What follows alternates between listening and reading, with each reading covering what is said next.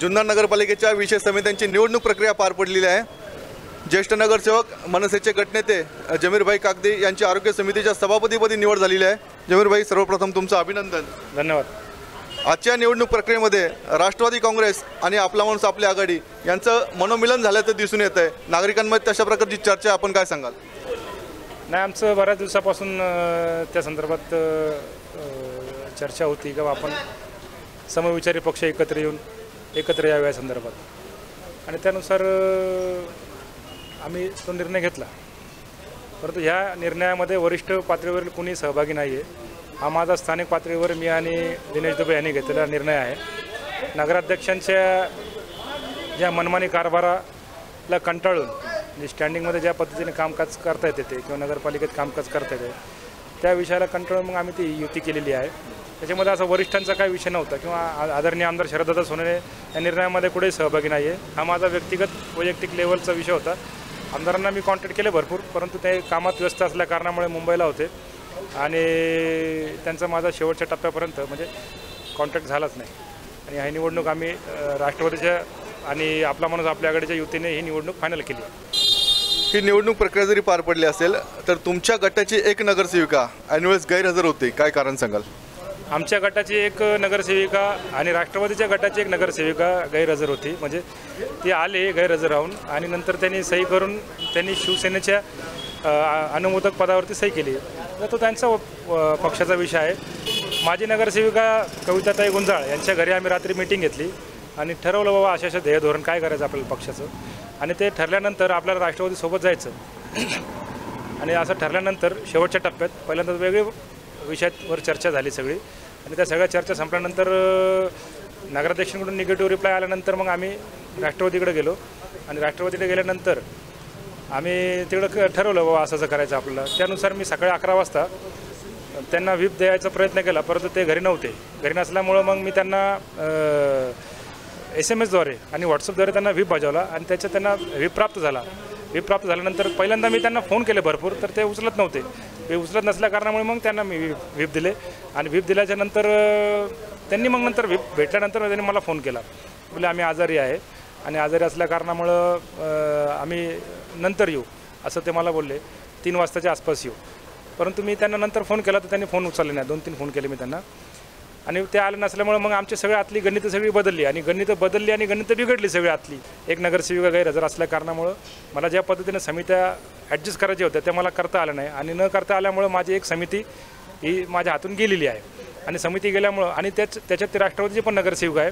आता ते त्यांचा पक्षाचा विषय, परंतु मी तर ते सुद्धा अर्थ अनर्थ कायद्याच्या अंतर्गत त्यांचे गटनेते त्यांचं नगरसेवक पद रद्द करण्यासंदर्भात ते उद्या पुण्याला चाललेले आहे आणि मी पण उद्या पुण्याला जाऊन कलेक्टर ऑफिसमध्ये ते माझ्या नगरसेविका ही व्हीप बजावूनसुद्धा व्हीपची अवमानना केल्यामुळं मी त्यांच्या विरोधातसुद्धा उद्या पुण्याला जाऊन त्यांच्या नगरसेवक रद्द करण्यासंदर्भात मी जात आहे। आता समजा ते उद्या आमदारांकडे गेले तर बघूया काय करायचं ते। आता वरती अध्यक्षांनी विनंती केली, सगळ्या माझ्या मित्रपरिवारांनी विनंती केली, आमच्या नगरसेविका हजरता इनामदार आणि सना पिंजारे यांनीसुद्धा मला सांगितलं का तुम्ही हा काय टोकाचा निर्णय घेऊ नका, आपण व्यवस्थित चर्चा करूया। त्यांच्या शब्दाला मान देऊन आता पुढची प्रक्रिया ठीक आहे, मी प्रोसेस सोडणार नाही, कारण 48 तासाचा वेळ असतो त्याच्यामध्ये, कारण मी उद्या क्लेमंट म्हणून मी उद्या दाखल करणार आहे आणि नंतर आदरणीय आमदार काय निर्णय घेतील, परंतु माझ्या डोक्यात 100% आहे। आणि मी तुमच्या I1च्या माध्यमातून स्पष्टपणे सांगू इच्छितो, तर हा मी विषय हातामध्ये घेतला तर 100% त्यांचं नगरसेवक रद्द करेल, 1,00,000% आज तुमच्या माध्यमातून सांगू इच्छितो आणि त्यांना घरीच लावेल। परंतु आता बघूया काय त्याच्यामध्ये निर्णय होतो। जनतेमध्ये अशी चर्चा आहे की नगराध्यक्ष श्याम पांडे यांच्या विरोधात आता अविश्वास ठराव येणार, त्याची नांदी मनसे आणि राष्ट्रवादी हे एकत्र आल्याने होत आहे, काय सांगाल? नाही, अजून काय असा विषय नाही आहे। ते त्यांच्या पद्धतीनं ते कामकाज करत आहे, काही बाबी आम्हाला त्यांच्या पटत नाही आहे, बाकी ओव्हरऑल त्यांचं कामकाज ठीक आहे। परंतु ज्या परंपरा मोडीत समजा विषयपत्रिका बनवायची असेल तर विषयपत्रिका बनवताना ते आम्हाला फोन नाही करत, हे चुकीचं काम करतात। किंवा ज्या योजनांची कामं जातात वेगवेगळ्या 13 वित्तआयोग 14 वित्तआयोग दलित उत्तर वगैरे जे काही योजनांची इथून कामं जातात त्या कामाच्या संदर्भात सुद्धा ते आम्हाला काही विश्वासात घेत। नगराध्यक्ष मनमानी कारभार करतात असा आपला आरोप आहे का? 100% हा आरोप आहे आमचा। परंतु तरीसुद्धा मी त्यांना वर्षभर आता आमची त्यांची जरी युती होती, मी साधा त्यांच्या विरोधात एक अर्जही नाही माझा, मी कधी कुठं तक्रार नाही। मी त्यांनी उलट मला फुलासारखं ठेवायला पाहिजे होतं आणि माझ्या सगळ्या सदस्यांशी व्यवस्थित पद्धतीने त्यांनी वागायला पाहिजे होतं, परंतु त्यांचं जे वागण्याची पद्धत आहे ती मला आवडली नाही।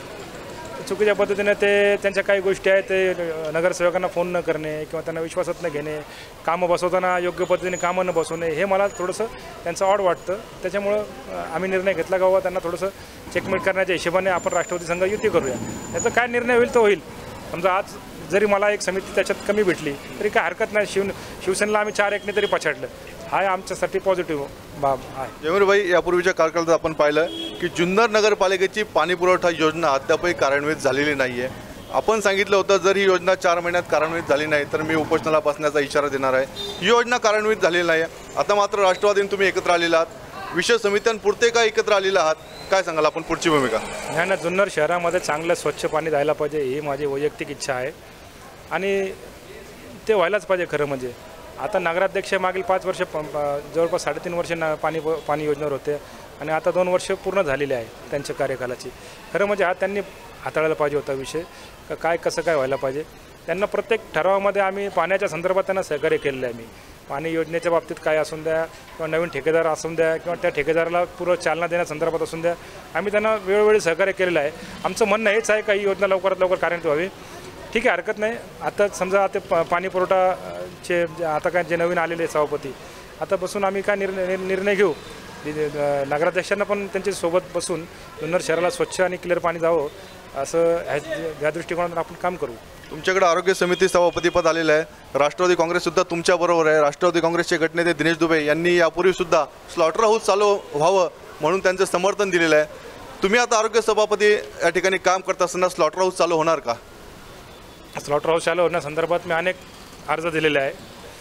त्याचसोबत ऐनवेळच्या विषयांमध्ये अनेक ठिकाणी मी त्या बाबतीत नगराध्यक्षांना जाब विचारलेला आहे.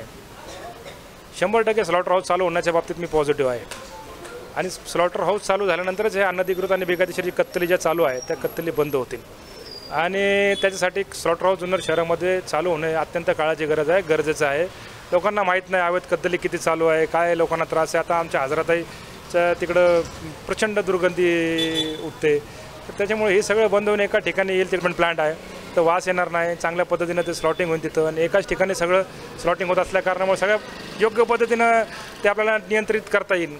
जे जनावरं कापली जाणार आहे ती गोवंशी नसणार आहे, कारण गोवंश हत्याबंदी कायदा हा राज्यात लागू झालेला आहे आणि कायद्याचं पालन करणे आपल्या सगळ्या सुज्ञ नागरिकांचं कर्तव्य आणि जबाबदारी आहे.